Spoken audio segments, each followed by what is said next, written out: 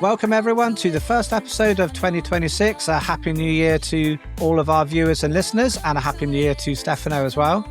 Now, I hope you've all had a good break. I hope you've eaten too much like I have, and maybe done a bit of tinkering with your servers over the holidays. And actually, Stefano, this is a bit of a special one for us, because do you know that the Ed and Stefano show is a year old now? 1 year. Yeah, we are 1 year old. So that's pretty awesome, I think. Yeah. Anyway, how was your Christmas and New Year? Did you manage to survive? Any server disasters? Any tech gifts or anything? Report? Actually, not a whole lot. I went on vacation and I had everything turned off while I was gone. Yeah. I didn't get any tech or anything like that. Just socks.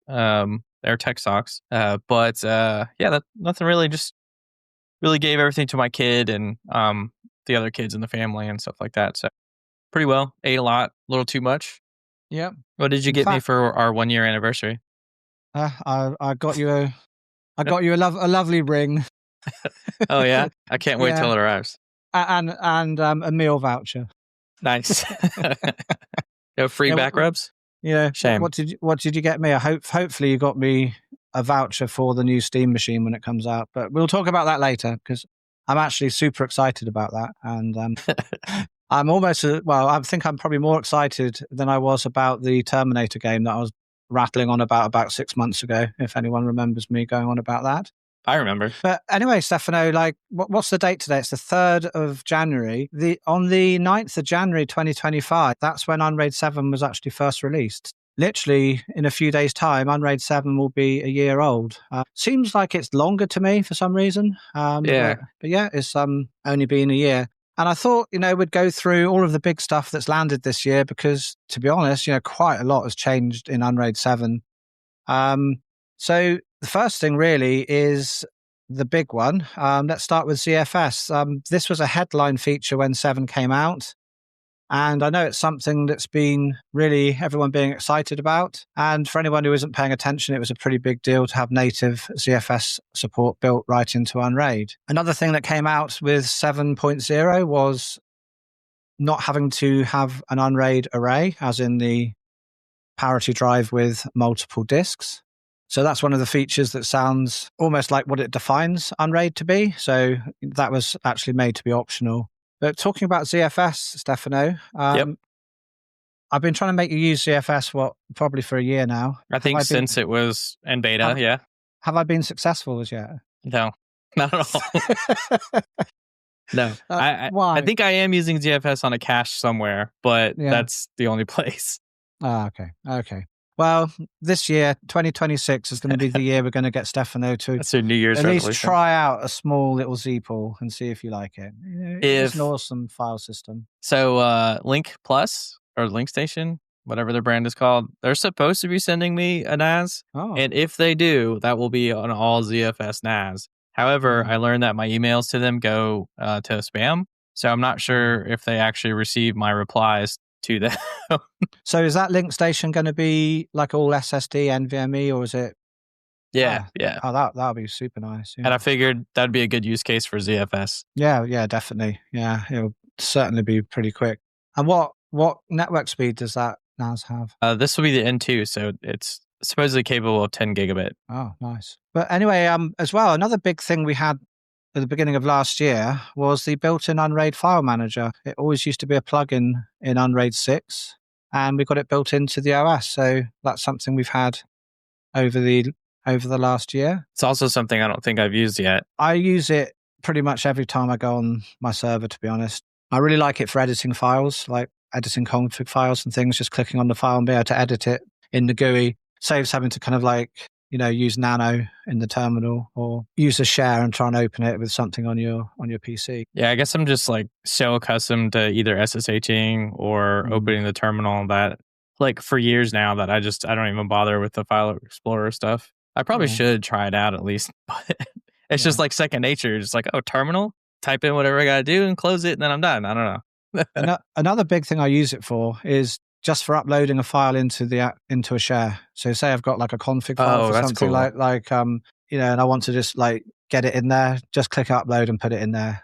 Like your Go config or something? Yeah, just anything you want to kind of put onto the onto the server that's like a small file. Nice. I just find that super useful. I don't really use it for copying things and moving things around, to be honest. I'll normally do that through CLI. I personally just prefer to use rsync through CLI for that myself, a bit like you, Stefano. But Yeah. I still think it's an awesome addition to Unraid. One thing I'd love to be able to see is actually to be able to extract zip files in the file manager. That's something I'd really like to see. But there is a really cool plugin that you can actually extract files with. I can't remember what it's called. I'll try and have a look on my server at the moment as I have it installed. I only found out about this one the other day. It's called Extractor, Oh, of course. Yeah, so I was kind of hoping you would say WinRAR for Unraid. So it's Extractor. You can zip things and you can unzip things. So it's pretty cool. So yeah, it would be nice. Like Unraid's going to be like a full-fledged operating system here soon. We're going to have people that are like, remove all the bloat, remove unnecessary features. And jumping forward to the autumn now, when 7.2 came out, we had the new responsive UI. Just wondered, have you ever tried to manage Unraid from your phone at all, Stefano? Is that something you do? Or? I have not tried to manage it from my phone now. Well, I mean, technically, yes, a long, long time ago, but before the responsive stuff, I played around it with the responsive UI and I was like, oh, this is neat. And then I was like, I'll just stick to using the PC. So well, there's no more kind of like squinting anymore. Yeah. and fat fingering the wrong container. It's so much better today than it used to be for sure. I find it quite good. Like if I'm kind of lying in bed and I've got MB on and I like Ursat's TV. I've got my little Star Trek channel that I watch and I think, Ursat's TV is not running. And so I can just get my phone out and make sure I start it up. Yeah, I actually really like did having to use it with my iPad not too long ago because I want to say we were trying to maybe like watch something or like I couldn't access my Jellyfin server for some reason. And so I had my iPad on me by chance and I did use it that one time now that I think about it. And it was much easier than it's ever been and was able to just like restart Jellyfin and was off to the races. Yeah, and going forward, there's going to be a lot of changes to the web UI as well. That's something to look forward to in 2026. Cool. Moving on as well, in 7.2, we had the built-in API. This one got me genuinely excited for what's coming. For anyone who's tried to integrate Unraid with things like Home Assistant and other tools, it's always kind of been a bit hacky, but the API fixes all of that and is going to open up a lot of doors going forward. And moving on as well, VM improvements. We've got a lot of love this year for VMs. Cloning and snapshots finally landed in Unraid 7.0. Do you use VMs much on yours, Stefano, or are you more of a Docker man? Yeah, just use containers. Yeah. I really love VMs. I've always liked them. Yeah, VMs have always been really great. But I've been trying really hard to learn, containers and use containers as often as possible. And so for like the last 4 or 5 years, I just try to use containers whenever possible. Yeah. I know not everyone uses VMs on Unraid, but those Unraid VM improvements was a long time coming. Really nice to have snapshots, and there's plenty of other things that have been built into the dual screen features is nice, like being able to have dual monitors on your virtual machine. That seems really cool. Finally having graphics acceleration is really cool. So I think the VM, if I were to try and do it again, I could see myself using it now because it's improved so much more than it was, 5 years ago. So I could see myself getting back into it, but I'm so accustomed to containers. I'm not sure if I could ever go back to VMs, to be honest. The thing is as well with VMs now, with the memory price of what it is, VMs are not really as efficient as containers. If you're running, like I say, a Windows VM or something, you're probably going to allocate 16 gigs of RAM to that. And if you can run a similar workload in containers, well, it's going to be a lot more efficient. Yeah.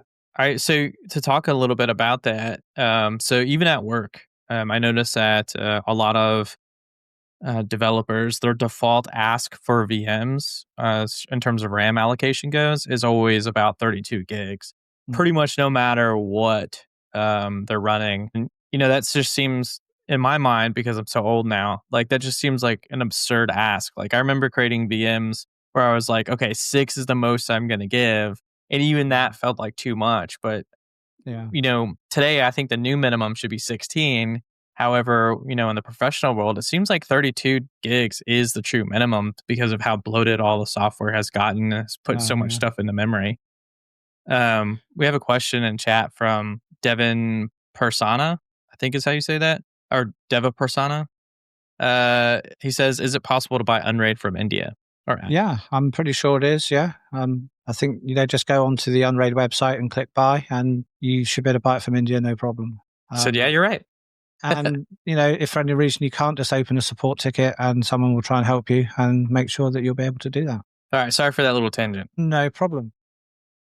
So talking about VMs, my Home Assistant VM uses 2 gigs of RAM only. I do see some people running Home Assistant with kind of 8 gigs, but a lot of kind of little VMs, I love Home Assistant in a VM as opposed to a container because it's just much easier to use. But I think a lot of people, we've got so used to having cheap RAM over the last, multiple years. Yeah. And in a few of my servers, I've got 128 gigs of RAM and I don't use anything like that. I just bought it because I wanted to have the number saying 128 gigs. Yeah. not because I needed it, but I think a lot of people don't realize how little RAM you actually need. The Unraid install is what, 700 megs? So it's so small. I've never even considered how big it is. So, you can run things like Plex on like 8 gigs of RAM, Plex containers and various other kind of stacks that go along with Plex that we don't mention unless we're on the sea. Yeah. So I've always tried in the past to I have all these RAM slots, I'm going to max it out. And that's like what Deva Persona says too. That's how I always used to be for my servers because RAM is so cheap. I actually didn't do that on my most recent Dell R7 920 build. And I kind of wish I did because it's RAM is just skyrocketing even in the used market. So guess it's not going to happen. What's RAM now? 32 gigs is about $350. I think it really depends on the speed. There's a lot of dependencies there for sure. A die versus B die, timings, all that stuff has become very dependent. Yeah, all of mine's DDR4. I think I've got one machine with DDR5 with just 32 gigs. A little mini PC I've got. Nice. Yeah, no upgrades for me this year. I'll be staying with 13th gen Intel on my servers, unfortunately, because I'm not going to pay that type of money for DDR5. I hope that your 13th gen CPUs never blow up. No, update those BIOSes. They've been really stable, actually. You had 14th gen, didn't you, where you had all the problems? Sitting right there, yep. Still working on it. Oh, is that the one that was in your rack the other day when I came over to yours? Yeah. I recently pulled it out, and there was 2 microcode updates. I applied the latest microcode update, and it's finally stable. I can actually game and do things with it. Oh wow! Yeah. Well, that's a good start to the new year. So it is. Unfortunately, I already have a game. I bought a replacement gaming PC. So now I'm not sure what to do with this gaming PC, and I don't need any more servers because there's a server right there that I also don't know what to do with. Well, better too many gaming PCs than not enough, eh? That's what I say.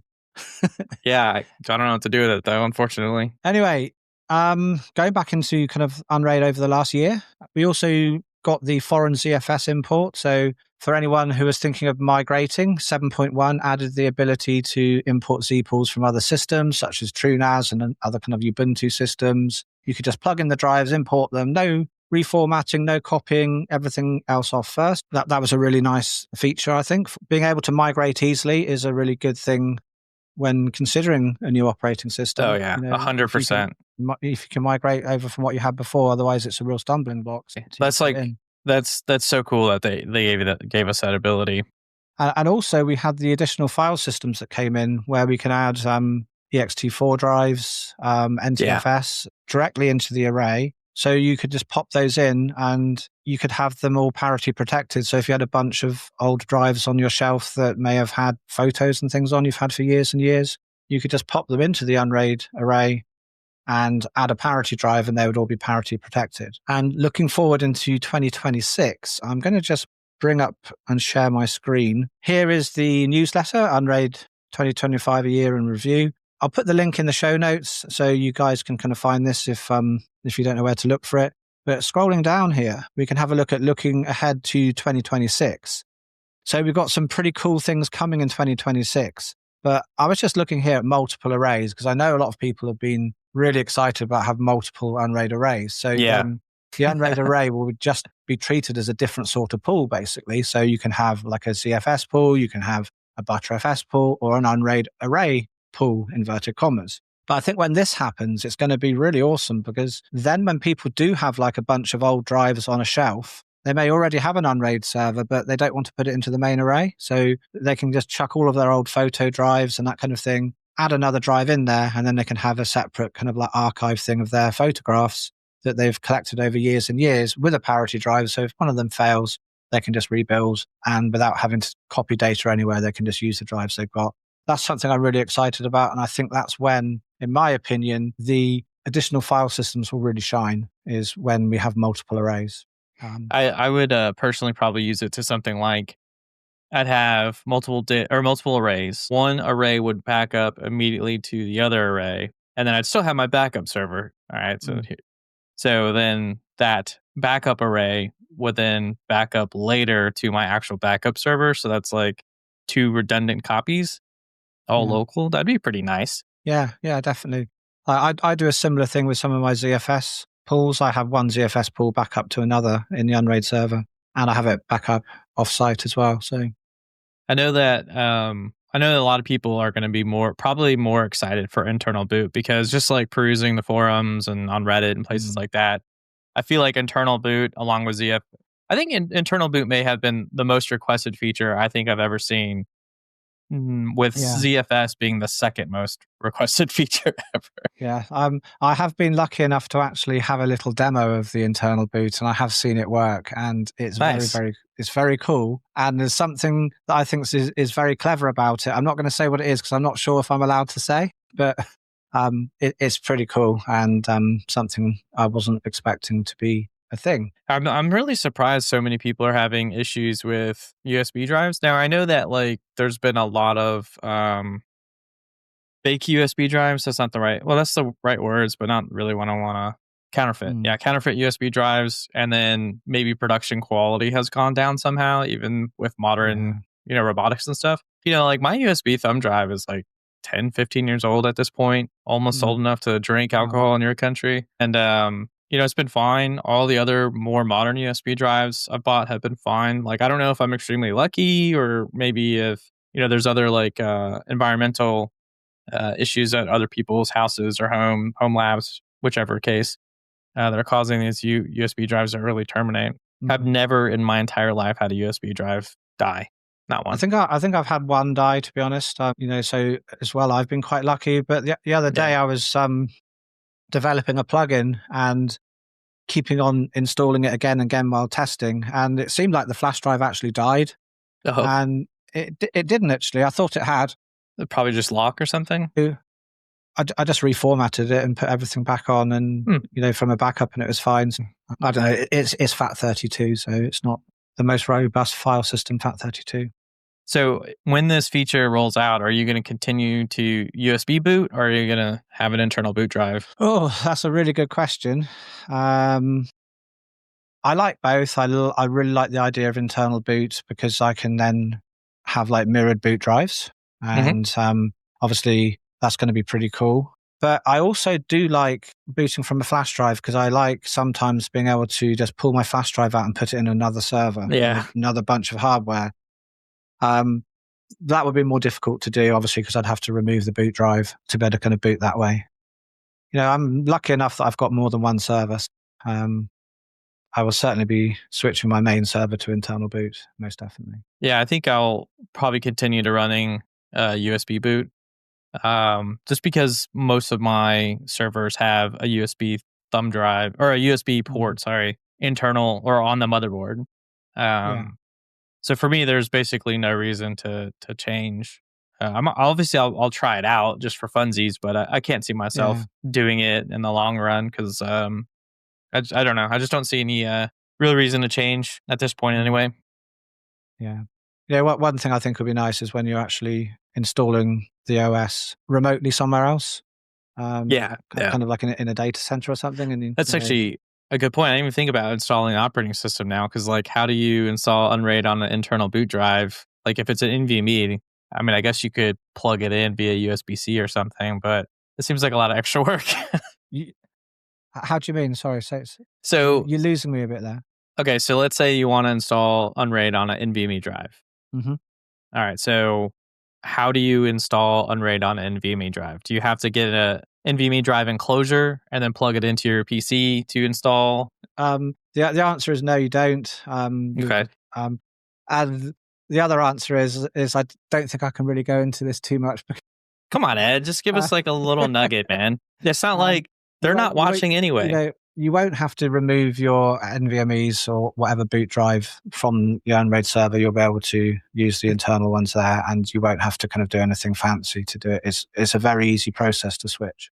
That's okay. So what about a brand new install? I'm not going to say anything else, Stefano. Can we buy? Okay. We're moving on. If Unraid, hold on. If Unraid doesn't do this, I might be a little cross. All right. Unraid should sell Unraid branded USB installers so we can install Unraid on our NVMe drives. Is that the future? Blink twice if yes, blink once if no.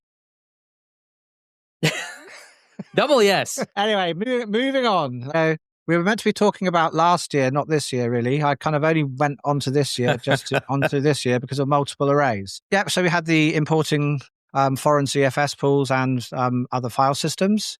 But also we got wireless networking. It's a bit of a niche. It's a bit of a niche one, but 7.1 did add Wi-Fi support. And I'd love to know, anyone in chat, are you running a server on Wi-Fi? So I actually do know of a use case where this might be more useful than I previously thought of. So people in camper vans bring around like mini servers so they can watch their media like when they're on. Wow, what camping. A good point. Yeah. And with travel routers being like all the rage right now, they don't have to wire everything up anymore. Everything can just be wireless. Yeah, that's a really good point. Yep. And also, I guess if you want to bring your server to family over Christmas, you can just bring it with you and connect it to their Wi-Fi. I actually use it. I've got a couple of servers and I use it in conjunction with a flash drive from other servers. I plug the USB flash drive in from one of my servers and then plug in a USB Wi-Fi, and I can use some of these little mini PCs and run Unraid on them when kind of doing testing and that kind of thing. I didn't use it for like a test server, but it saves me having to, if I got it on my desk kind of over on the left here, it's way away from my switch, and to get a network cable there would be just really hassly. So that's what I use it for when testing things out. I find that really useful. Yeah, I could totally see situations where it's it's definitely good that they added it. Yeah, I think it's it's definitely useful. I was honestly surprised, like when I first heard that it didn't support wireless networking, because I was like, I had never even considered using a server with wireless networking. That's not just something that comes across my mind. So when they were like, "Oh, we're adding wireless networking support," I was like, "Wait a minute, you couldn't wirelessly network before?" It just seems so. I guess like wireless networking is so common these days, you would just assume that that's like one of the default features. I think what a lot of people used to do before is, have you seen those little kind of you like plug it into the mains and it connects to the Wi-Fi, and then you have a LAN cable that comes out of the plug. Oh, yeah, it's kind of like those old USB adapters. So it's kind of Wi-Fi to Ethernet, and it just draws its power from the main socket, so you kind of can plug it in anywhere. Then you can. People would do it back in the day with games consoles and things. Yeah. But yeah, a lot of people. I think I actually had one for my Xbox. Yeah, it might have been USB though. I can't really remember. So around the same time as Wi-Fi networking, we had the Unraid 20th anniversary. So that was pretty cool. The Unraid turned 20 this year. It's pretty impressive. It's been going since 2005, and so this year it's going to be 21. So it will be old enough to drink in your country this year, Stefano. Yeah.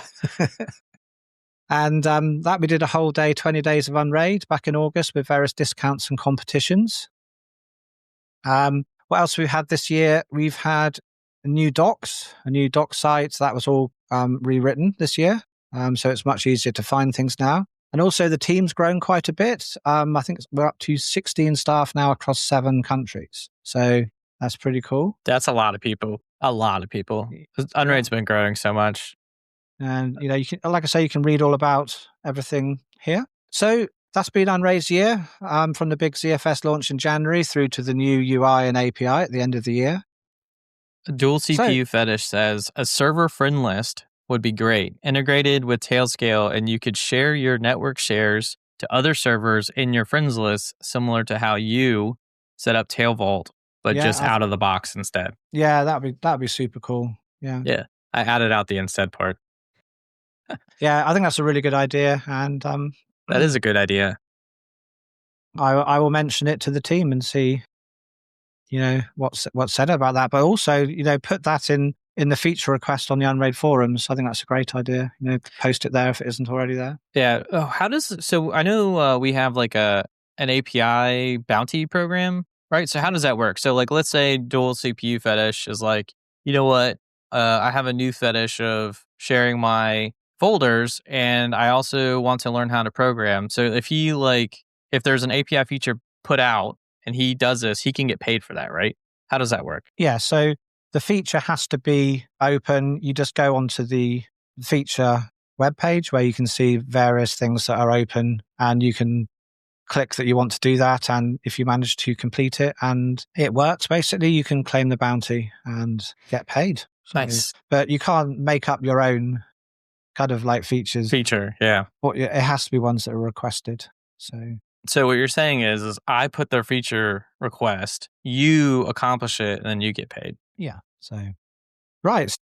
Anyway, moving on in our list. So let's move on from Unraid and talk about some of the other stories from the tech world. This next bunch is all about open source and software freedom. It's been some wins, some frustrations, and some questionable decisions this month. So the first thing is HDMI 2.1 is still being blocked on Linux machines. So this one's been rumbling on for a while, but I think it's worth talking about. The HDMI forum is still blocking 2.1 support for Linux, and this affects Valve's new Steam machine. So its hardware obviously fully supports HDMI 2.1. They've kind of tested it on Windows and it works fine, etc. But it can't be enabled on Steam OS because the HDMI forum won't let open source drivers use it. And apparently, it all comes down to what's it called? HDCP, I think it's some copy protection stuff. Because they're worried that open source means people can bypass it. So us Linux users are stuck with HDMI 2.0 limitations, which means 4K at I think 2.0 is 60 frames per second max, isn't it, Stefano, for 2.0? Something like that. That sounds right. Yeah. So but Linux DisplayPort works fine, right? Yeah, DisplayPort. So there's ways to bypass HDCP with DisplayPort. So I don't understand why the HDMI forum would be so hesitant. I don't know. I guess because it's just copyrighted, isn't it? HDMI and DisplayPort's open source. So that makes some more sense now that you. I didn't even think about that. Yeah. In fact, so this is okay. So this is why. So there are a lot. I've been talking to a lot of like Gen Z kids a lot lately, and a lot of them are very pro DisplayPort. Oh, really? That's cool. And I'm very. I wouldn't say anti DisplayPort. I prefer HDMI, but maybe because I had a lot of problems with DisplayPort in the past, and so that's led me to continue using HDMI. So maybe now is the time for me to start actually like enjoying or learning more about DisplayPort and like actually using it. I really like DisplayPort. I know that I get higher frame rates on DisplayPort to my monitor than I do, and the full resolution of I've got a big ultra wide monitor in front of me, and I've got, you can't see it, it's off camera, I've got a Thunderbolt hub there. If I connect it by HDMI, I don't get the full resolution of the monitor. I have to. That's weird. I have to use Thunderbolt, and that's from a Mac thing. So that's weird. Yeah, so I think this will push more and more people to DisplayPort. Hopefully, I think a lot of reason DisplayPort isn't so common is because you don't find it on things like TVs. Yeah.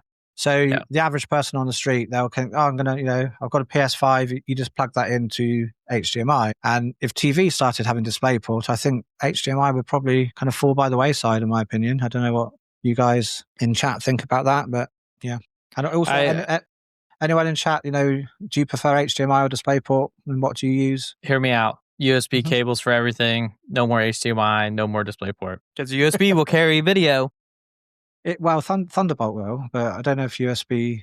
Does USB-C 3.1 whatever gen whatever around now not carry video? Really? All right, hear me out. It does carry video, but I don't know if it has the bandwidth to carry like really high. Thunderbolt does, like Thunderbolt 4, Thunderbolt 5 definitely would. Even better. We just switched to Thunderbolt, the superior technology. Yeah. I will die on this hill. I really want to move on to my favorite kind of thing this month. I'm trying to delay you as much as possible, Ed. I can hear the frustration in your voice as I continue to delay. Let me mention this, because there's going to be other people who like this too. So, talking about Steam, it's a good segue into the fact, and let me bring it up on my screen here. So, speaking of Valve and the Steam machine, Stefano, and everyone who kind of watches this probably knows I'm a huge Half-Life fan. And there are now credible rumors that Half-Life 3 might actually be announced as a launch title for the Steam machine. And I saw Half-Life 3 in the game repositories about a decade ago. What? So you know how like the Steam you can browse, well, maybe not you and I, but there's ways to browse the Steam repository to see what games they have in their repo. Like when they first launched SteamOS, you could see all games in the repo, and there was HL3. And so that's when everyone thought Half-Life 3 was going to be released. Oh, right. Anyway, go ahead. Sorry. Hopefully it's actually credible rumors this time. Real this time. I'll be honest, if it's true, I'm just buying a Steam machine on day one. I don't care how much RAM is. I will sell a kidney to get that. One of my favorite all-time games, Half-Life. Are you a Half-Life fan? I bought you Black Mesa, didn't I? Mm-hmm. You did, yeah. I played it, and I got stuck in that one part, and I never touched it again. But it was fun while I played it. And yeah, I've had Half-Life 2. I played it, loved it. It was great. I've actually played every Half-Life game now. I played a little bit of Alex, but that was on borrowing a friend's VR headset, which I can't remember what it was. And that was pretty cool and enjoyable, but also I put it down and I just never picked it back up for some reason. So same. That's probably one of the Half-Life games I didn't play all the way through. It was just too. The room I'm in here, it's not particularly big. Okay. So if I wanted to play it, I had to kind of clear my chair out the way. Oh yeah. Kind of move a few things out the way, and it was just such a lot of setup. And then having a wire going to the headset and things like that, it was just a big lot of hassles. All right, Sim in chat says that he will take a holiday for Half-Life 3. I assume that you, Ed, will also take a holiday from all videos. How long of a holiday will you take if it actually releases? Half-Life 3 releases. It will have to be. I will take a week's holiday to spend a week to complete it. All right, let's pretend. All right, for a moment. They released the Steam machine on the Saturday we're supposed to stream. No, I'm sorry. Let's say that it gets delivered to your house and Half-Life 3 is actually released on the Saturday we're supposed to stream. Will you be there for the stream, or will you be playing Half-Life? I will be there for the stream playing Half-Life on the stream. We'll be playing together. Live reaction. Everyone's going to want to see that, aren't they? But I'll just be a bit embarrassed about how bad I'll be at playing it. But Yeah. We can't change that. So do we have any idea about if the pricing model changes with the way that the RAM market is right now? Because I know that Apple hasn't changed their prices of their machines yet with the way RAM has gone. Yeah, that's an interesting angle, because apparently Valve's actually been holding off on announcing pricing because of how volatile the RAM market is. Dude, good move. They played that played out so well for them. Imagine they made the announcement and then 2 weeks later RAM prices go up. And they're like, oh yeah, we have to change prices too. Yeah, and talking about RAM prices, apparently what's been happening, and we actually were talking about this a little bit yesterday, I think, Stefano, when we were chatting, and you were talking about when you bought a hard drive off Amazon, an 8 terabyte drive, and it came and it was a totally different brand to what you had ordered. Yeah. But people have been ordering RAM off Amazon. They've been sent some RAM that's like maybe DDR4 with a DDR5 heat spreader on it. Yep. Because obviously someone sent it back to kind of get some, cheap RAM. I've actually had that happen before. I've bought a long time ago. I bought some DDR4 RAM and it was DDR2 when it arrived. Wow. Because I often look for the Amazon warehouse deals to try and save, a few dollars. Yeah. And That's sensible. but sometimes people just send things back and it isn't. They don't really check very well. And apparently that's happened quite a lot, and it's happening more and more now because of the RAM prices. So then the person will complain about it to Amazon, and Amazon don't give them another lot of RAM. They say send it back, and they'll give them a refund. And just over the week or two, the prices have gone up like kind of 10%, 20%. So they buy it at the price thinking they're getting it. Yep. Something comes and it's fake, and then they have to rebuy it at a higher price. So Well, it's probably, I know that situation sucks for sure, but it's probably a better situation than if you had bought RAM from Corsair on January 1st, only to have your order canceled by Corsair. And then the next few hours or the next day later that they raised the prices of their RAM, and then you could buy it again after they canceled your order. Are you serious? 100% serious. Oh man, that should be against the law. That's really bad. Yeah, well, allegedly the reason why this happened, according to Corsair, is because there was a system error where that RAM was actually out of stock, and they meant to make it available for pre-order or some shenanigans like that, and so because of that system error, that's why they canceled everyone's orders and then immediately raised the price afterwards, which honestly doesn't make sense because it's like if you listed the price by mistake and it is a system error by mistake, why would the price change? You know? Stefano, that's just a coincidence. That's a coincidence. The system error was the price, right? The price was the wrong price. And then, sorry. I don't know if you heard about this also, but there have been some claims that Walmart has been doing the same thing. For anyone that isn't familiar with the United States, Walmart is a giant box store in the United States. They sell basically everything. Anyway, so people have been buying RAM online from them, and then their orders have been getting canceled, and then the products is relisted at a higher price as well. Yeah. So, I wonder how much RAM pricing is affecting hardware launches right now, other things as well.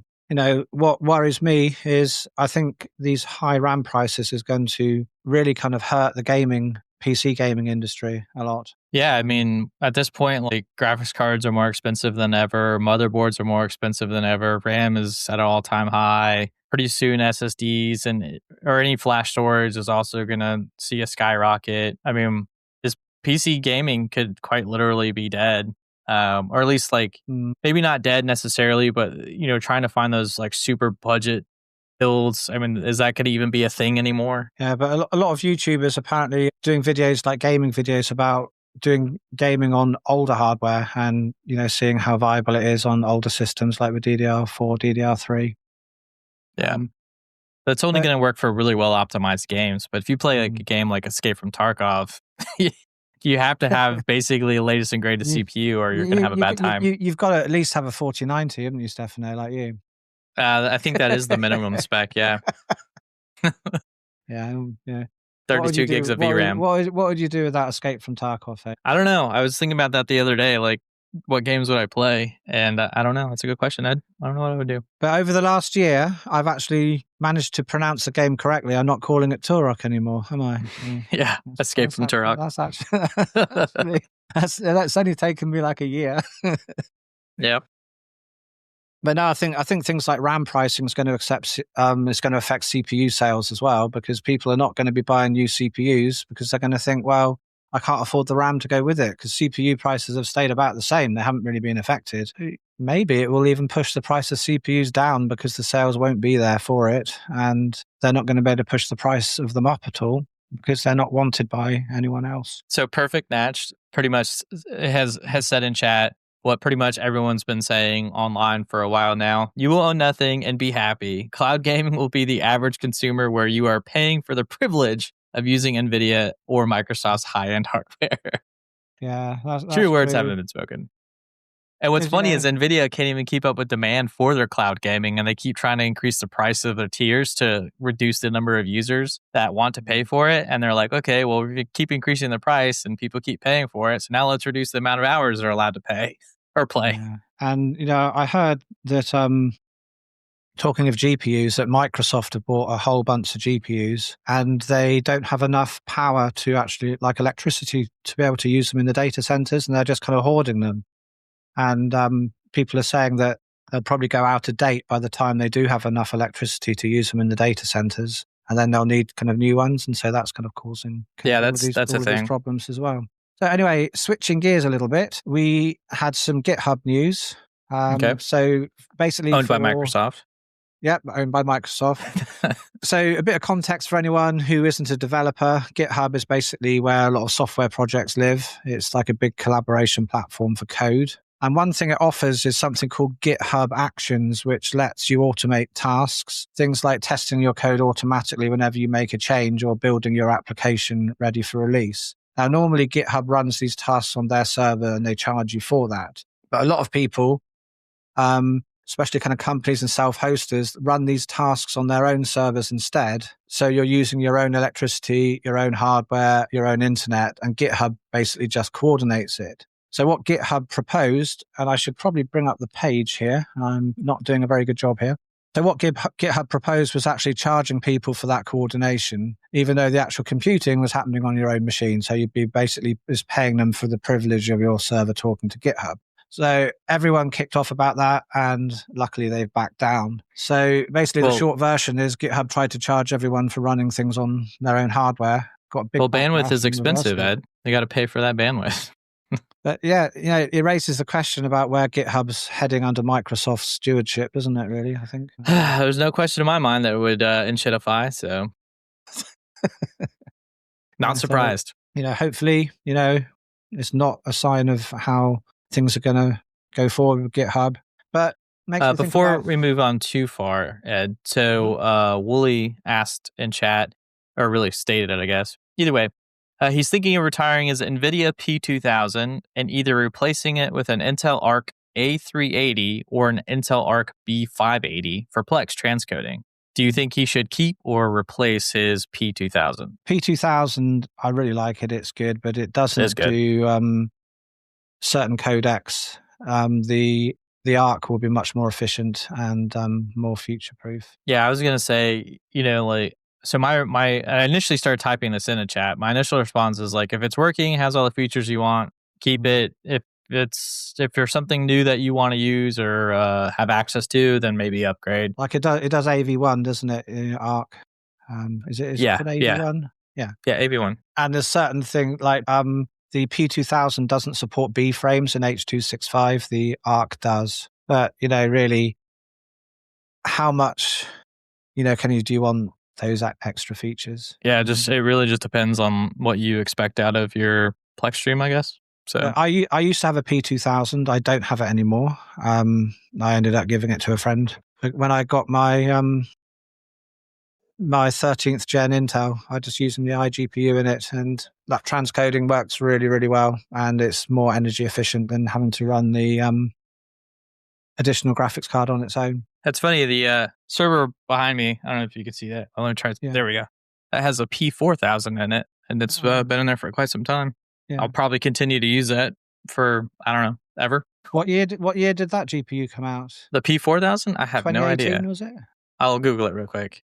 I know February 6th of 2017. 2017. Anyway, moving on. This one's a bit of a legal story, and I think it's kind of a bit of a win for us in a way, and it's quite interesting for open source. So there's a TV make, and to be honest, I've never heard of it before. I don't know if you ever had, Stefano, called Vizio. Have you heard of Vizio TVs? Super popular in the United States because they have some of the cheapest TVs on the market. Okay, so I haven't seen them over in the UK before, but maybe they are here. I'm not sure, but then I don't. That's because they don't allow cheap electronics in the UK. But so anyway, the TV manufacturer, they use open source things in their TVs under the GPL license. And so for those of you who don't know what a GPL license is, the GPL license basically says if you use this code, you have to share your changes. So, you're using the open source code, and if you make changes to it, you have to share it with everyone else. And that's the terms of the license. And Vizio refused to do that. And the interesting thing is the judge has now hinted that it's not just developers who can demand that source code, but the actual TV buyers might have a legal standing too. So this could be a big deal for how companies approach open source compliance going forward. So, is this a United States thing or a EU thing? It's a United States thing. No way. The United States? I think so. A judge actually did something? Yeah, in a Californian court here. Oh, okay. California. That makes more sense. So I think that's a really cool win. if they're using like, GPL licensed software, they should stick with it. You can't do this. So, Yeah, I think I that's agree. a good win for open source there. I was pretty happy when I read that. So anyway, all right, Stefano, this next one is for you. And Finally. I'm sorry in advance, but Mozilla has announced that Firefox is going to evolve into an AI browser. The day they announced this, I switched to the Brave browser. He switched to Brave. And Brave has been awesome. Well, I don't know why I didn't switch sooner. Yeah, well, this is all of these tabs are on Brave, and you notice there's no ads on anything I've brought up. So Brave has been awesome. I've seen the light. Well, they have got a stupid AI thing in it called Leo that I just turn off. I don't know. So far it's been pretty non-invasive, so I haven't even noticed that. There's no changes I've made to Brave browser. I've just been using it. So it's pretty good. It runs on Chromium under the hood, doesn't it? Yeah, it's very nice. Anyone not using Brave, give it an install, give it a try, and see if you like it. I think you probably a few people in chat you will. are using Brave. It seems like. Yeah. So Firefox, right? Oh, they were like, okay, they made the announcement, and I've never had a Mozilla account. I created an account and said, please do not implement this change. But of course, like almost every CEO, green line must go up. So if they're not doing some AI initiative, they're afraid to not get investor funding. So of course, Mozilla has to do something AI related, and they're forcing it upon us. However, you can opt out. I think it is enabled by default, but you have to opt out. But I'm pretty glad because I've been trying to get you on Brave for I don't know how long now, but Mozilla's done my job for me. Yes, they have. Onto it. So thank you very much, Mozilla. Yeah, and they're like Stefano onto Brave. I can't believe how out of touch Mozilla is. Like, I couldn't imagine being a developer. You're sitting there and you're like, I know our users don't want this. They've obviously worked very closely with users over the years. Nobody's asking for this. Nobody wants it. And of course, some CEO is like, we're going to do it anyway. And literally everyone's like, no. And it's coming anyway, no matter what. So great. Can't wait. Actually, it doesn't matter for me because I literally uninstalled it from the computer I'm on right now and haven't been using it. I've been on Brave. So I'm gonna totally kind of segue off onto something different. Before you go too far, there's some questions about Brave in chat. Oh, sure. Go for it. So one of them is, does Brave, or Dant asks, sorry, does Brave work with web flashers like S-Foam, Flasher or whatever? I don't know what it's actually called. He said that, and I quote, end quote. I also don't know what that's called. to be honest, that's a question I can't answer. I'm not sure. Yeah. What is web flasher? Is that like Flash from 2008? I don't know. I would have to have a look. I would have to look that up, to be honest. All right, I'm going to look that up while you talk about what you want to talk about. Well, it's probably what I'm going to talk about is going to make you a bit angry. Me angry? Because I don't think I've actually mentioned this to you before. But I was listening to someone from the Electronic Frontier Foundation giving a talk about various things. Okay. And he was saying about Google search, and I found this hugely interesting. So I think that Google I'm not sure when it was, they went to court about being a monopoly, and I think they ended up winning the case that they weren't. But there are various emails that came out, and in those emails, there were discussions about Google search. And the gist of it was they were saying there's so many people use Google search that we can't really get more users because it's just so saturated. We've got, billions of users using it. So how can we improve our revenue if we can't get new users and we get our revenue from people seeing ads? So it was decided, and apparently the original people who worked on Google search were really, really kind of upset about this, but it was decided that they would make Google search worse. So for every search that someone would normally do, it would take them 2 searches to find the same information. So then double the amount of ads go in front of people's eyeballs because they couldn't expand the user base. So instead of expanding the user base, they made it shitter, they made the product basically. worse. Yeah, they made the product worse. So people have to do 2 searches to find what they want. And that kind of ties in really, doesn't it? A lot of people are using AI to try and do searches for them now because Google search just isn't very good. And yeah, it's totally disconnected from reality. They want more ads. So they made the product. I always thought as time goes on, technology and products get better, but that's not always the case. Everything. They can deliberately get worse. Everything. You know? I mean, Google, it was literally revolutionary. Well, I can find information, but then just like this greed is getting insane. And then to literally make your product bad just to make a few extra cents, or I guess dollars maybe, for each ad being served is insane. Like, you're going to push people away just like Firefox pushed me away from their product after 20 years of use. I don't even use Google anymore because it's so bad. I'm just glad I still use Ask Jeeves. Oh, man, that was awesome back then. There was one as well, Metacrawler. Do you remember Metacrawler? No, I don't. I think that's one that kind of combined lots of search engines together. And I remember in the early 2000s, I was using that, I think. Oh, yeah. So someone brings up a good point. AJG, wow. Brave's AI is built into the browser. It's pretty cool because, or I'm sorry, it's pretty good because it doesn't require an account and is free. How do I actually, so I'm in Brave right now. How the hell do I even like disable this? Because I don't even know it was enabled. It's like so well done because it's not invasive that I didn't even know it was on. Yeah. Oh, I see it now. Leo. Okay. Yeah. It's just, it's a terrible name for an AI, isn't it? In my opinion. I don't know. It seems all right. Yeah. I just think it could be a more cool name. What's cooler than Leo? Something more sci-fi, man. You know? Isn't Leo short for Leonardus? Leonardo, yeah. Leonardo? Hey, I'm probably never going to use it, but it's out of the way. That's how AI should be. It should be like a background tool to help, not at the forefront. Yeah. How many people, when they do a search, do they just totally, you get that stupid AI summary at the top nowadays when you go on Google and things. How many people just find that's just so useless and mostly wrong? Me, 100% of the time. Yeah. I don't even look at it. That's how bad it is. Well, there we go. Thank you for the how to disable it. Anyway, sorry, go ahead. I'm working with chat here. Yeah. Anyway, moving on. Let's talk policy for a little bit. This is just kind of one story, but I think it's frustrating. One more thing. Okay. Yeah. Unraid. Mm-hmm. If they add AI, what happens? What sort of question is that, Stefano? I love it how he sits back on his chair like that. That question's got him. What's he going to say to that? Do I abandon all hope if Unraid announces that they will be having some The only time Unraid will ever announce AI being in a product is when it's self-hosted from your own GPU in the server. It better be. We're walking fine lines nowadays. How many people out there in chat are using any self-hosted LLM? Say that word for me, Stefano.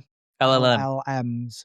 Also, in chat, if Unraid adds some sort of AI, will you be welcoming it with open arms, or will you be revolting with pitchforks and torches like I will be? Personally, I wouldn't like it, and I don't know anyone on the team who would like it in the operating system at all. So that's true. There'd be no point. But if people want to, I'm going to tell everyone something. If you kind of want to, you can actually install things like Gemini into any Linux system, and that includes Unraid. You can actually install it and use it from the terminal of Unraid. I think the bigger takeaway here is just looking kind of at chat and talking to you is, as long as you are the one that is able to do like implement it, that seems a lot better. It's kind of like, ads on your TV that you bought. Like, I didn't opt in to watch I bought a product. Why am I seeing ads on my TV, on my smart TV? Well, I don't have a smart TV, so it doesn't affect me. See, that's how Nextcloud implement their AI in Nextcloud. They have a traffic light system like red, orange, and green. So red means it's just totally not open source in the data. So they warn you of what ones are, and you can choose which you use and which you implement into Nextcloud. And like green are all self-hosted ones, so you can have self-hosted LLMs integrated into Nextcloud. And that's been for about 2 years now. I went over to Berlin and met Josh, the co-founder of Nextcloud. Oh, yeah. 2 years ago they had that. And God, time flies by. Yeah, it's crazy. So, yeah. So there's quite a few people that self-host in chat. One person uses OSS. I haven't heard. Almarkey Arc Linux occasionally. I haven't heard of either of these. A use case for Unraid having AI that one I can think of immediately off the top of my head. This is kind of to talk about dual CPU fetish. The one I can think of off the top of my head is you could have like a little tooltip that's like, oh, you're trying to enter in commands in the command line, or hey, can I help you find this feature that, like, say, like file manager, you're trying to use file manager and trying to learn how to edit a document or something, like it could pop up and help the user. Or maybe even like a search, a smart search function, be like, hey, help me figure out how to enable SSH, or show me where to enable SSH. That's the only kind of like use case I could imagine for Unraid enabling. Did I just give ideas to the team? That's terrible. Don't listen to me. I don't know what I'm talking about. But another use case for AI I was high when I said that. would be, I think, duplicate files, finding duplicate files, having some kind of intelligent search for duplicate files. I'm staying out of this conversation. Possibly. But anyway, I'm moving on to the policy section now, which is to do a right to repair. I'm sure you guys all know about right to repair. One of my favorite YouTubers, Lewis Rossman, he is a advocate for right to repair, and I actually started watching him when he was making repair videos for repairing Apple Macs. And right to repair, there was a provision in the US military bill that would have required defense contractors to provide repair information and technical data so the military could basically fix their own stuff.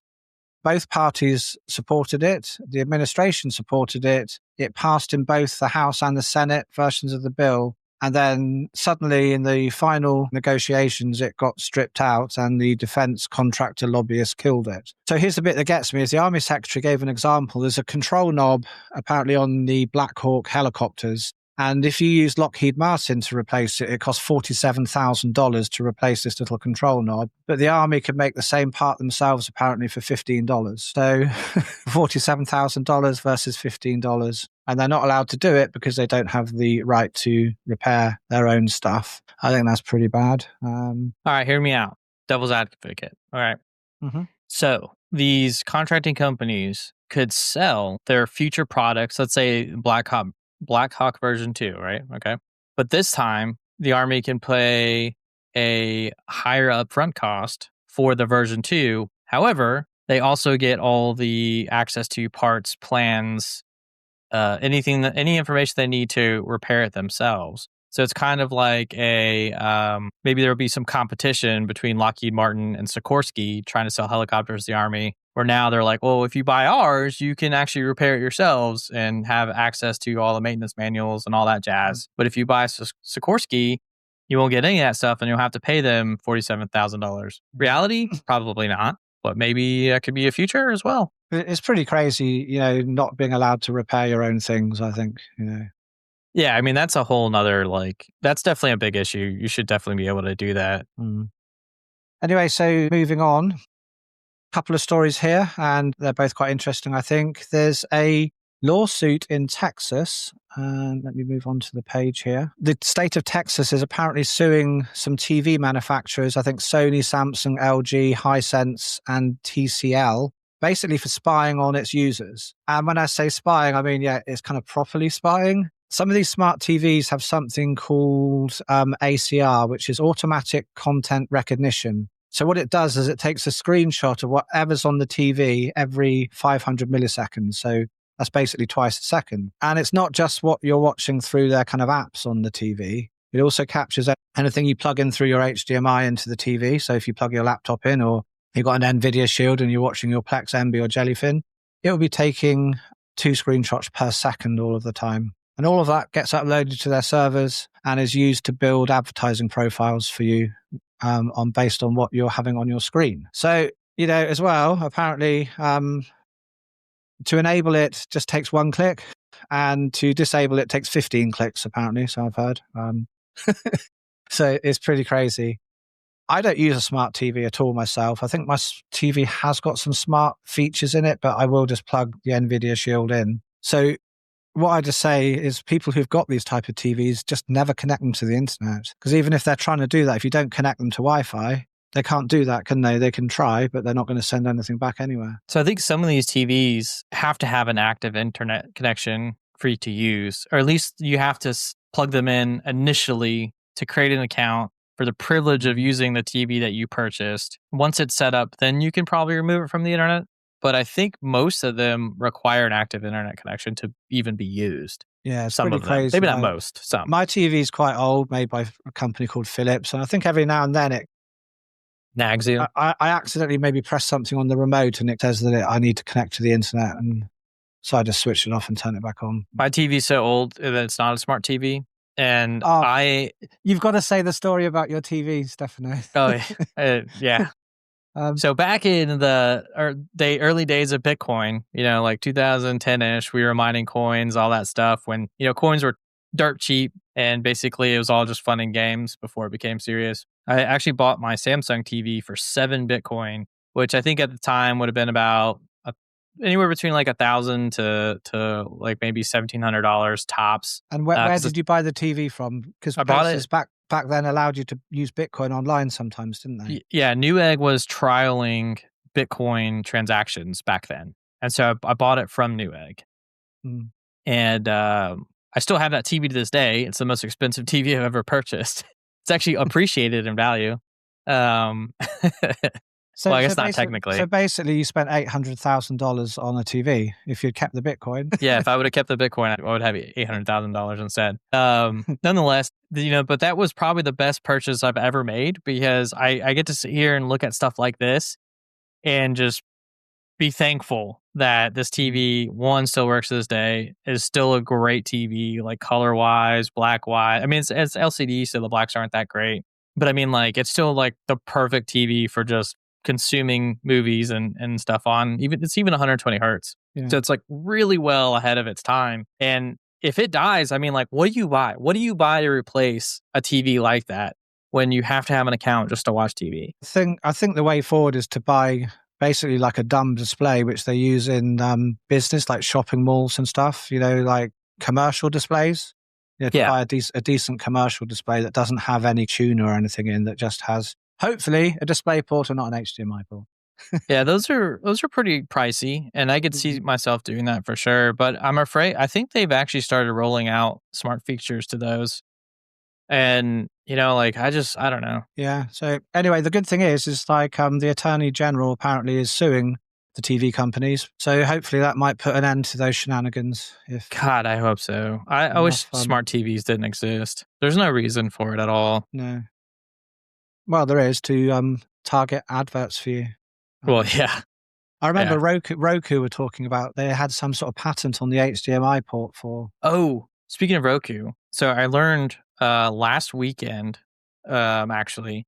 So if you have Hulu, for instance, right, and you pay for Hulu, okay, right? So you pay for Hulu. You go on a trip, let's say out of the country to France, and then you're like, hey, you know what? I want to watch Hulu. Well, Hulu's like, oh, hang on a minute, your IP is different, and also we can see that your GPS location is different, so we're going to block you from being able to watch the service that you pay for because you're on a family trip. And you're like, well, hang on a minute. Why? I'm a paying customer. This is my device. I've watched Hulu from my device before. So you're like, oh, no big deal. I'll just use a VPN, right? So you VPN to home. Well, guess what?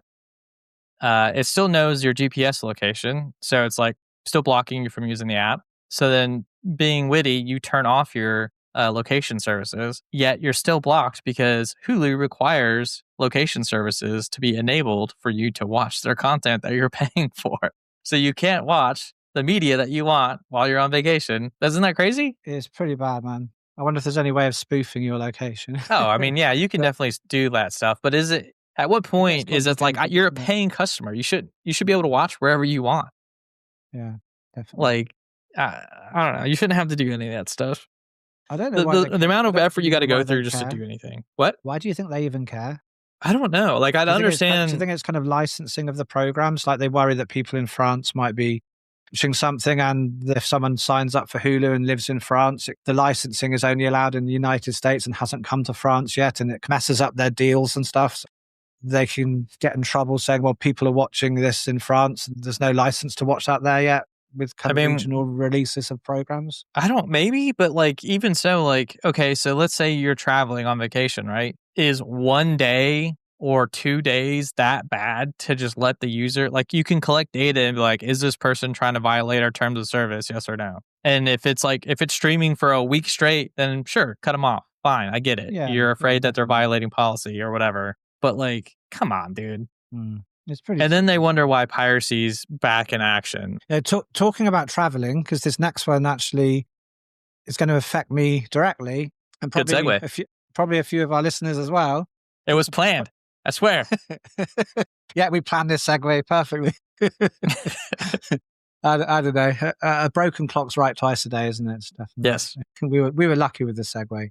So there's a proposal in the US that will require tourists from 42 visa waiver countries, including my country, the UK, and some other countries like Japan and Australia, to provide 5 years of social media history when applying for, I think it's called an ESTA, which is like a kind of visa waiver form. Now, the funny thing is, Stefano, is you know that I'm not really on social media. I've got YouTube, and I think that's about it. So if they look at my history, they're going to be a bit confused, I think, because it's just videos about me learning how to plaster a wall and watching videos about living off-grid in camper vans. Well, that's on my kind of personal YouTube. Obviously, my Space Invader one is just about, kind of Docker containers, Unraid, and Linux. I don't know, Ed. I've seen a lot of stuff on your channel talking about some U.S. policies and disagreeing with them. I think they're gonna think I'm planning to plaster the inside of a van and disappear into the wilderness or something when they look at my history for that. I promise I'm not. I've just got a VW camper and I like tinkering with, and a house that needs a lot of work. But I think I'm gonna have good luck explaining that. Oh, I've got a great story about your VW camper for everyone in chat. Yeah. And totally unrelated, I know. And maybe beer talk, which I know we're not allowed to do, but I'm going to do it anyway because it's funny. So when I went to visit Ed in the UK, I guess 3-4 years ago now, man, it was a long time. Yeah. We were riding around in his VW van, and for some reason, I think it had some sort of like gas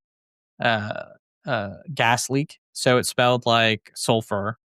Or eggs, spoiled eggs, whatever way. And we're driving around and you could just smell it so bad everywhere we're going. So we had the windows down. And as we're passing by people in the UK, I'm like, oh, sorry. Because it smelled bad and they could smell it. Oh, man, it was crazy, wasn't it? It was the leisure batteries in the end. They were overcharging and something with the sulfur was making some kind of weird smell. Nice. Yeah, so... That was pretty crazy. All right. So when you come back to the United States with your family, are you going to willingly turn over all this media history? Well, I don't actually have any. That's the problem. I don't have Facebook. I have Twitter that I very, very rarely go on for my Space Invader 1 channel. But as well, talking about kind of VPNs and stuff you're talking about with Hulu and talking about social media.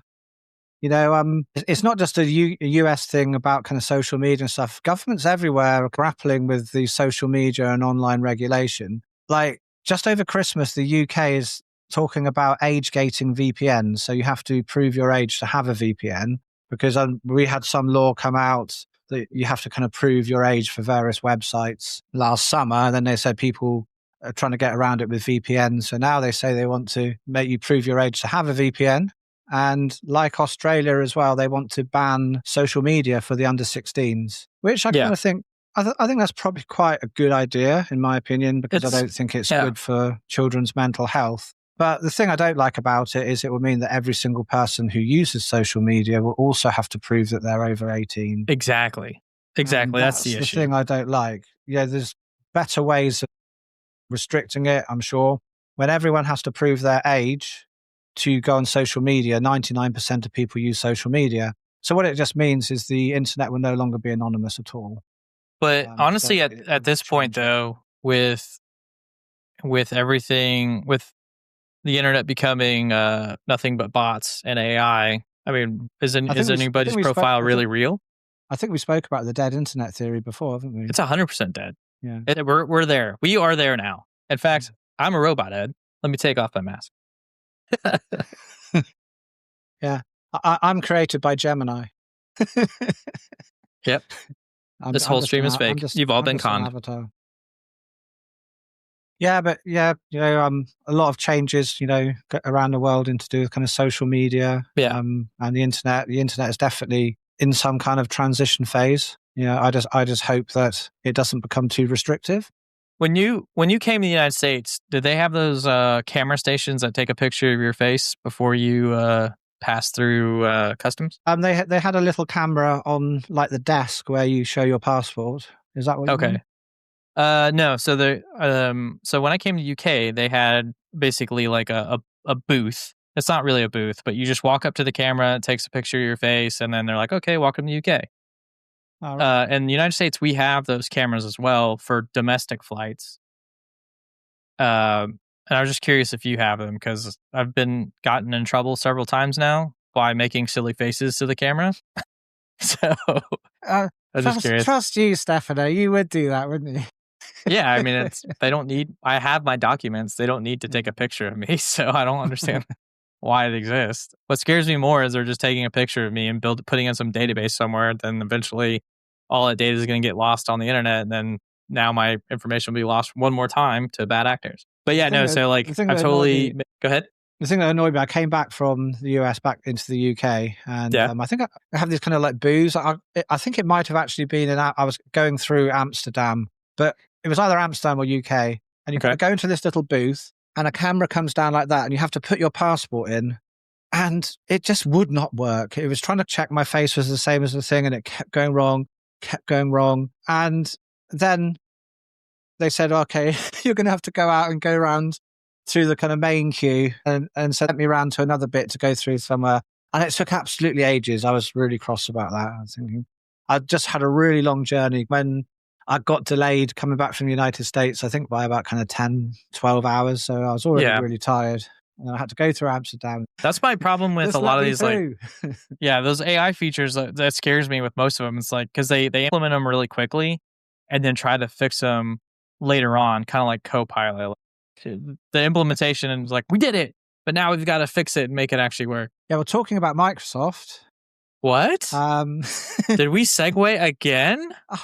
We're just too good at this stuff now, I think. So anyway, Microsoft's putting up their prices again, but it is the first commercial price increase, I think, since 2022. And that lady looks very happy about it, doesn't she? Like, I love paying more money. I love it. Look at that, pricing update, and the lady's smiling. It's like, it's really good. I'm so pleased about that. Yeah, as an AI generated image too, which is even better by Copilot. From July this year, Office 365 is going up by 13%. Awesome. Microsoft 365, I'm not really sure what the difference is between Microsoft 365 and Office 365. I don't know. But that's going up 8%. And it's not just business, government clients are going to get hit too, including the military as well. Microsoft justification is they've added 1,100 new features across Microsoft 365, Security Copilot, SharePoint, etc. So I think that brings us to a pretty obvious question. How many of those features do people actually ask for? None were asked for sure. But like Sam, either way is fine, says he says they added new icons. Yeah, and I would agree. I was thinking the whole time, I was like, yeah, a lot of those are probably just pictures. That's how the number got so high. So yeah, there's probably just new icons. Actually, it was all the rebranding. So they didn't add new features. They just rebranded and are calling them new features. So what you're telling me is, do you think all we're doing really is subsidizing Copilot development, whether we use it or not? I would say more than likely, yes. However, I'm a bit hesitant because Microsoft XDR, so basically their Defender for Cloud, is actually in my opinion, very good. And also you can put Microsoft Defender on Linux endpoints, which I know that sounds absurd, but the kind of auditing and metrics and insight you can gain into your remote clients is actually very valuable. And so I think personally that that's a very good product. So I'm not surprised that they've increased prices, but I still suspect most of it has to do with Copilot more so than some of the better features that they've added for like Microsoft XDR, for instance. Do you think these price increases are going to push companies towards alternatives like Google Workspace or even self-hosted things like Nextcloud? Nope. No. I don't think anything is going to change. Yeah. Maybe for smaller companies, maybe I could see that being a problem, but most of these larger businesses, I think, are just so integrated. It's kind of like VMware. Like, where are you going to go?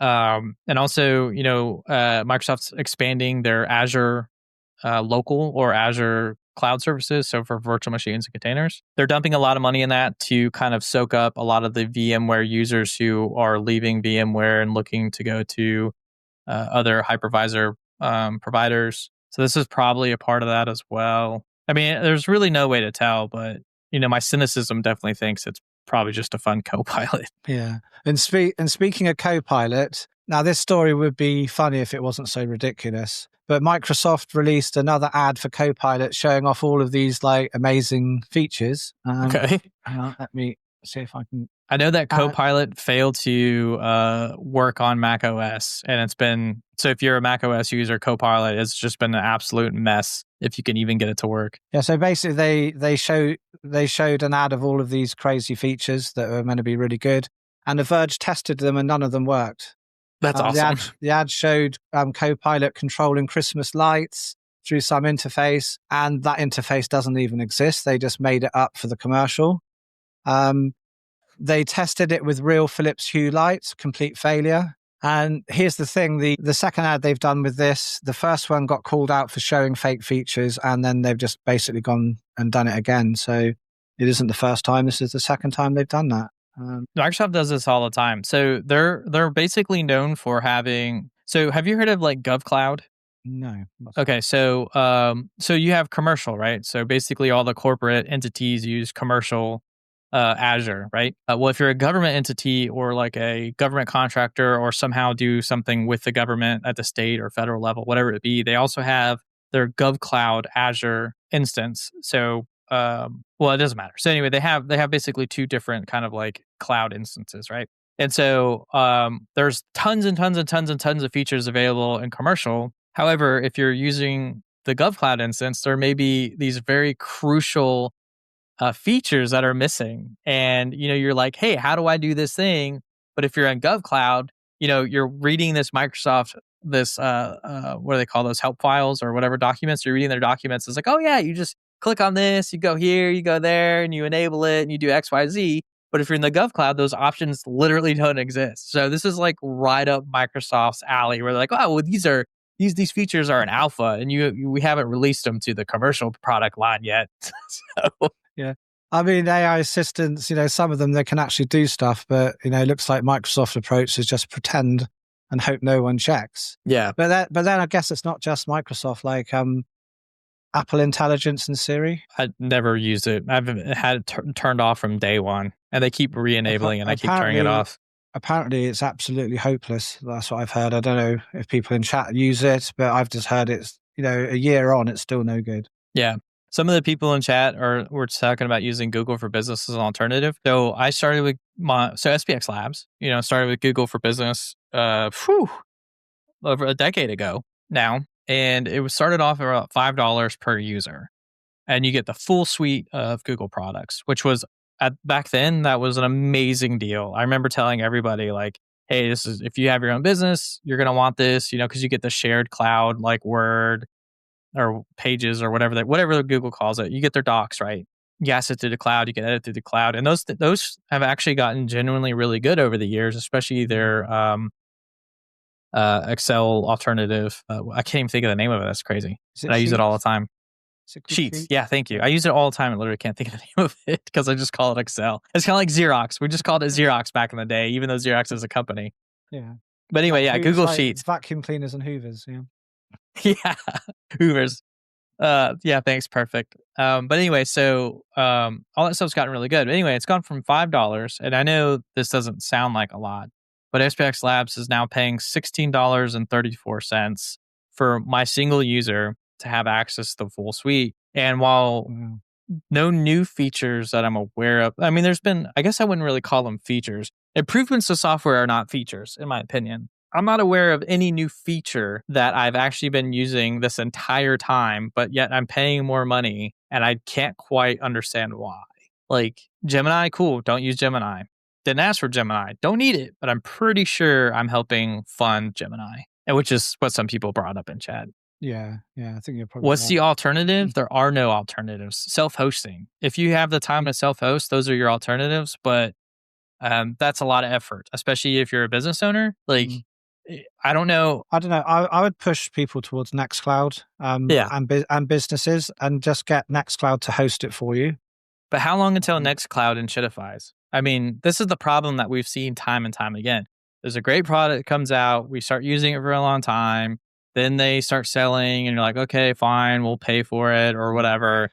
I don't know. Like having met a lot of people who work at Nextcloud, I really don't think that would happen Until they get bought out by Microsoft. I mean, if they look at GitHub. if they were to get bought out, that would be another thing. But their ethos, and they're extremely passionate about privacy and God, I hope so. and that kind of thing. They're trying to do some kind of pushing kind of the EU to do some thing against Microsoft, because they put OneDrive baked into the OS and as like a kind of anti-monopoly thing, and they kind of push OneDrive so much, and they say it's I think they're kind of trying to team up with other things like Dropbox and people like that, who are saying, Microsoft shouldn't be doing this because they got the market share of OSs, and they just basically, because what you can't do with if you go on, I don't use Windows anymore, but on Windows, when it says, do you want to kind of back this up to OneDrive, you can't say, yes, I want to back it up, but say, I actually want to back it up to Google Drive, or I want to back it up to Dropbox, or I want to back there's it up no to alternative option. It's either you back this up with Windows and it goes to OneDrive and you have to pay us, and you don't have any other choice. So it's actually worse than that, Ed. When you boot up your Windows PC, if you've had OneDrive disabled like I have for a long time, because my PC is just for gaming, I don't put documents and stuff on it, right? Anyway, so when you boot it up, it's like, hey, we noticed you still don't have OneDrive activated. This is big. Your whole screen is filled with this, right? And they're like, do you want to activate? And you're like, no. And they're like, are you sure you don't want access to these amazing features? It's like, yes, I'm sure I don't want access to this. For the 12th time, I don't want OneDrive. And it just like every time there's an update, you get this, your whole screen is filled with this stupid OneDrive nonsense. And they're doing it also with Copilot. It's like, I don't want it. I just want to play games. Leave me alone. But I think didn't Microsoft recently say that they're going to make Windows 11 the kind of go-to gaming thing that is going to be the best ever for 2026? And because they're getting a bit worried about gaming on Linux, I'm pretty sure I read that somewhere. I can't remember. But all I can say is those words just exemplify everything that is wrong with Microsoft. They're trying to do too much. They have lost focus on just trying to deliver a good product, a good singular product, and are absolutely trying to cram everything they possibly can into Windows 11 and make it do things that it's simply not designed. Well, the thing is, in my opinion, Stefano, Windows is no longer a product they're selling. It's just a delivery platform to sell other products. What's sad about that is even if you buy a license for Windows 11, you still are force-fed ads and things of that nature. And then you're like, oh, well, you could disable them. Like, yeah, but most people aren't going to take the time to disable a lot of that stuff. Also, LibreOffice is really good too. AJ, thanks for pointing that out. I use LibreOffice on my Mac. Yeah. I forced my parents. My dad's he's a longtime Excel user. I'm talking like multiple decades, right? And he was like, oh, I got to have it. I got to have Microsoft products. I was like, just try it. Just try LibreOffice. He tried it, never went back. Totally worked fine for him. He's into macros and all those things, and he figured it out. And I've literally never heard him complain after switching to LibreOffice. Yeah, I really like it personally. I've got no reason to buy Microsoft Office for my Mac. So. I almost kind of feel bad for Microsoft in some ways, because like imagine being a company and you're like, hey, we can offer cloud storage. And then you offer like OneDrive, right? You're like, hey, this is our cloud service. And then you get sued because they're like, hey, you have a monopoly. It's like, yeah, we're trying to diversify our product offerings. It'd be kind of like suing Unraid if they're like, hey, we want to also give you the option of storing some of your data in the cloud. And then somebody sues Unraid because you want to use their cloud storage. I wouldn't say I'd feel sorry for them, because it's fine. I said I almost feel sorry. Almost feel sorry. Yeah. Okay. I'll let you off as long as you got that almost there. Anyway, just moving on a bit, I will share my screen again. Circling back a little bit to what we were talking about earlier about memory prices, is the Laptop Maker Framework. They've announced another memory price hike. And what I find interesting is how transparent they're being, really. Yeah. They're basically saying the RAM market is volatile, prices are going up. It's such a double-edged sword. And they're saying that you should buy your memory elsewhere. I think that's Yeah, it's cool that they quite give you the good. option, but It's quite I mean, refreshing, it's honestly, transparent. is anyone going to save any money buying RAM from elsewhere? No, Yeah. I guess not.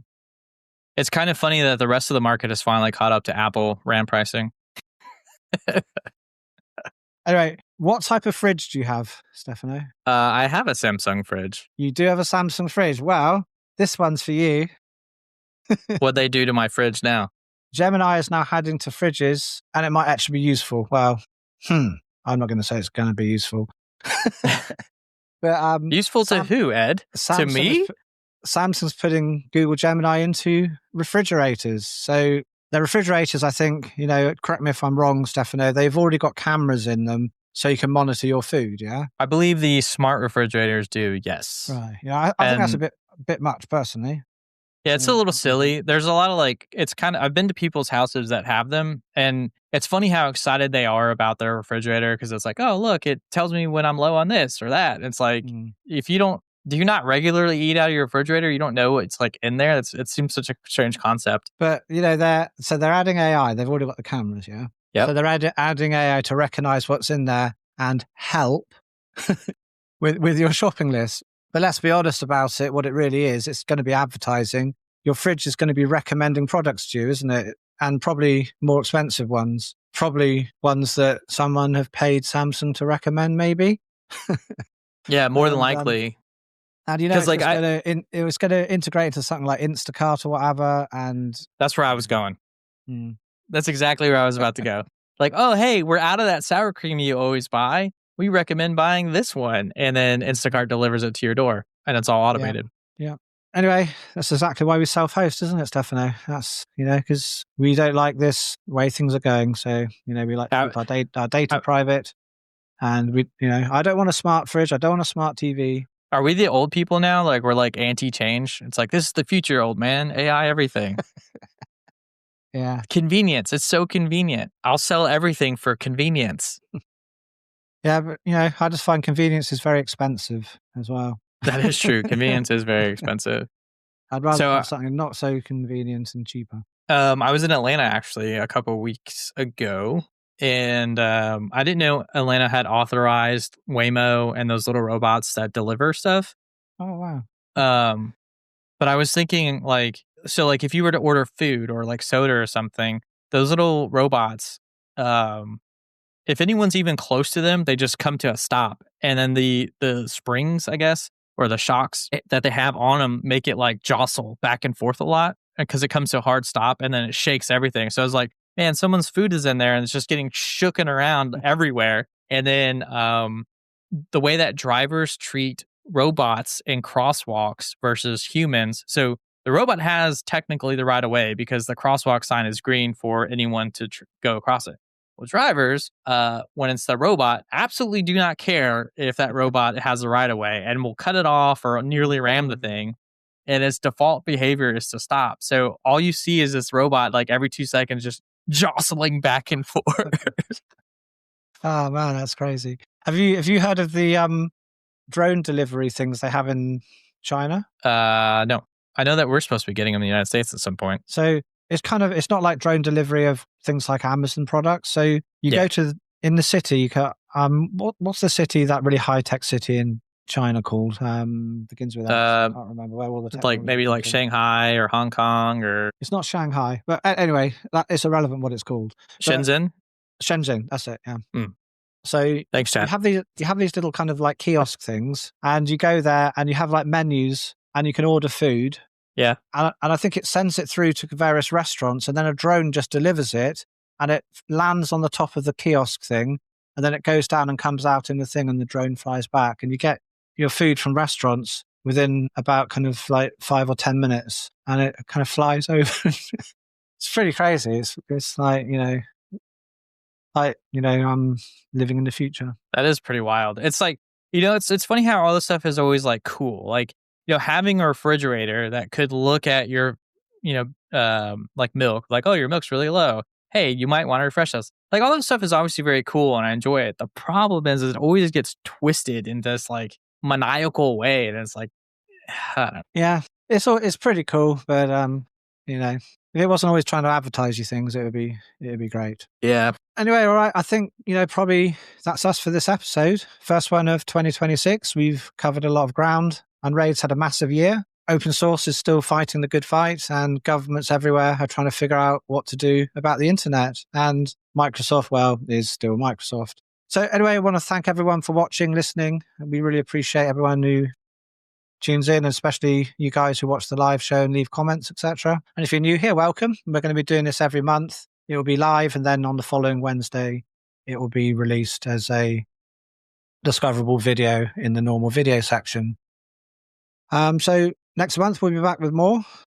Stefano, any final thoughts? Just a big thank you for all the support. Actually, Ed and I are paid to be here. I don't know if that's obvious. I'm paid to be here. I don't know about Ed.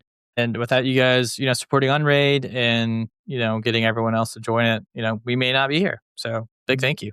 Yeah, thank you very much for watching, guys. And I really, really hope you all have a great 2026.